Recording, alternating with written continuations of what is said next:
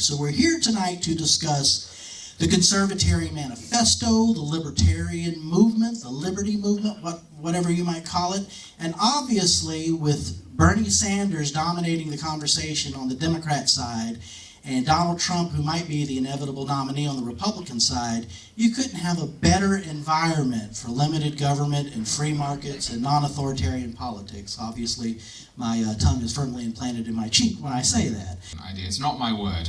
I stole it, and I noticed other people using it. It's not a particularly pretty word. It's better than liberservative, but I came to the conclusion that there were really two meanings. The first is that there's a split on the right, if we include libertarians on the right, between younger right-wingers and older right-wingers. And for example, younger people on the right tend to be in favor of gay marriage, they tend to be in favor of marijuana legalization. Older people on the right do not. And that's a big divide. It makes a big difference. I actually don't call myself a conservatarian. I call myself a libertarian because I think that I am a libertarian on all issues. Some people say, oh, you're not a libertarian. I'm like, okay, what am I not a libertarian on? So I kind of like to be called a libertarian just because maybe it's kind of trolling the left libertarians a bit. But I think there's a lot of discontentment in the liberty movement right now with Rand Paul dropping out. A lot of people are confused. There's a lot of division. I think some are going to Ted Cruz. I don't know. I think there's a lot of people in the liberty movement who are just kind of confused right now and are kind of looking for guidance. Matt Purple at Rare today wrote a column about that, what's left for libertarian-leaning voters on the Republican side, at least, if you'd like to speak to that a little bit. Yeah, well, I was kind of exploring where exactly libertarian and libertarian conservatives are supposed to go now that Rand Paul has dropped out of the race, because I considered him to be the best out of the candidates. I think a lot of us did too. Donald Trump is unfit to be president. Ted Cruz, I'm not sure I trust him enough to vote for him as president. And Marco Rubio would do many of the wrong things as president.